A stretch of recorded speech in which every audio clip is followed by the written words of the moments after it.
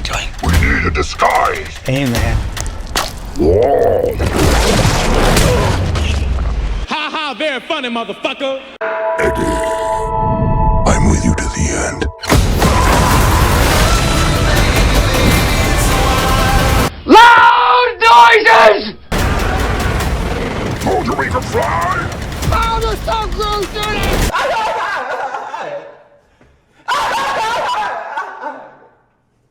So I just came from watching Venom 3, The Last Dance. This is going to be a non-spoiler review of the film. The film obviously stars Tom Hardy as Eddie Brock. And the premise of the film is like this. Eddie Brock and the Venom symbiote are drunk in a bar in Mexico, still on the run after their recent battle with Carnage. The murder of Patrick Mulligan makes international headlines, with Eddie being named the prime suspect, forcing him to set out to New York and attempt to clear his name. That's the basic premise. First issue with this film: too many POVs. So what's a POV? Point of view. Typically, a good film tries to keep most of the POV from the main character's perspective. But in this movie, you're with Eddie for a couple of minutes, and then they cut to someone new, then they cut to some scientist, then they cut to some family. I was watching, and I was like, who the fuck are these people? Who the fuck are these people? They're cutting to people who you will never care about. Number two, the humor is bad. Oh Lord, the humor is bad. You know the humor is bad when your brain registers that was supposed to be a joke, but it's not funny. Like there's this one scene where a family has a dog and the dog pukes, and the dad asks, "Did the dog puke?" And it's supposed to be funny, but you're there like, eh. There's also this scene, I'm sure you've seen it in the trailer, where Venom turns a horse into like a Venom horse, and then they run, and the Venom is like, "Wow, that's a lot of horsepower," something like that. It's like, this film was probably written for kids. I don't think this film was written for adults. The intro is very much like the Marvels. If you watch the Marvels, yeah, you know, like in the Marvels, they introduce the villain does something, and then they cut now to the hero.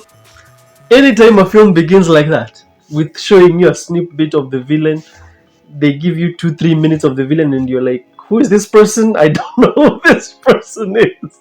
Yeah, and they don't, in that scene, they don't even tell you anything about the villain, because later on they're going to have exposition to explain who the villain is and why the villain wants to interact with Venom and Eddie Brock. This is a film that is mostly all story plot, no character plot. So story plot is plot, stuff is happening, and character plot is the character is making stuff happen. So you typically want to have a good mix of the two. But character plot, that's when the film is really good. That's when you get to really invest in the character. And story plot is when the plot is just throwing stuff at the character. So this film is mostly story plot. That's the bad one. You're not supposed to have story plot. You're supposed to have character plot. Your story is supposed to be driven by what the character wants. And as I said, the character wants to move from point A to point B. That's it. The rest of it is just the plot throwing stuff at him, and he has to react to it. Now, I know I've said a lot of negative stuff, but some positives. Tom Hardy still plays good Venom. The chemistry between them is very good. The visuals are very good. If you're a person of visuals, you're probably going to like this film more than most people. Me, I typically don't like. I don't care about visuals. The visuals in this film are good.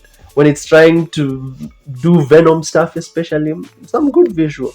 However, the plot really suffers.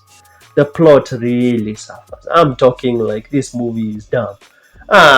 If you think about what's happening, you're like, what is this? Because just two reasons. As I said, no major spoilers. 2 reasons. The villain wants this thing called a codex from Venom and Eddie Brock. So my question is this. Number one, as I said, Eddie is trying to go from point A to point B to clear his name, but the way the movie phrases it is like, we are going to try and stay hidden so that we are not found. So I don't understand, why are you moving from Mexico, which is a harder place to find you, to go to New York, which is a much easier place to find you because it has cameras. In fact, this film uses cameras a lot to try and find Eddie Brock. So I'm like, you're moving from point A, where it's harder to find you, to point B, which is a much easier place to find you.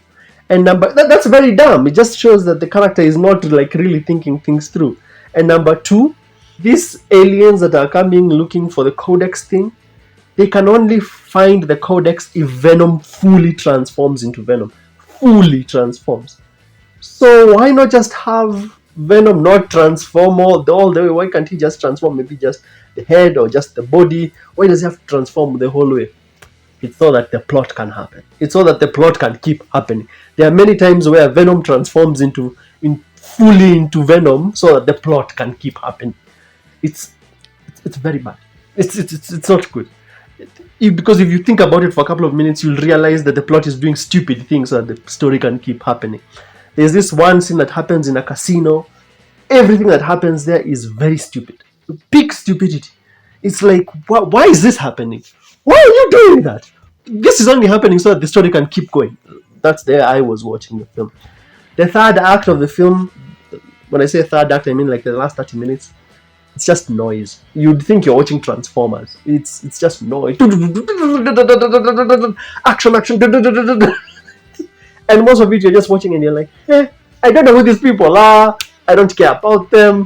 They are not, as characters, they're not well written. So who gives a shit? That's there I was watching the film. And if you love if you just love Venom transformations, you love meaningless action and CGI, you'll probably love this film. But if you came here looking for just a unique story about Venom and Tom Hardy's character, you're not going to get that. People who love pointless action and transformations are really going to love this film. I'm pretty sure everyone who loves this film is going to tell you, it was fun, because that's fun is code for it didn't have a good plot, so stuff was happening on your screen and that's what fun is code for. And let me tell you, this film, this is the Marvels. The AI that wrote the Marvels wrote this. I'm very sure. The AI that wrote the Marvels, the shitty AI that wrote the Marvels, is the one that wrote this. Why? Because the Marvels has shitty characters, just like this film. It has shitty humor, just like this film. It has an underdeveloped villain, just like this film. It has a plot that makes no sense, just like this film. It has singing and dancing, just like this film. Even the ending is kind of like the Marvels. I don't want to spoil, but it's kind of, if you watch the film, look at the ending of Venom 3 and look at the ending of the Marvels, you'll see similarities. Out of 10, I give this movie a 6. I wanted to give it a 5. I wanted to give it a 5 because of its stupidity, but the ending does have some emotional weight to it, so I'll give it a 6 out of 10. If you've enjoyed my review, make sure to smash like and subscribe. Tell me what you thought of Venom 3. If you've watched it, I'm pretty sure the people who love this film will be like, it was fun! I just had to switch off my brain and clap like a seal and enjoy the whole thing. That's what they'll tell you. On this screen, I've reviewed other films from 2024. I'll see you in the next one.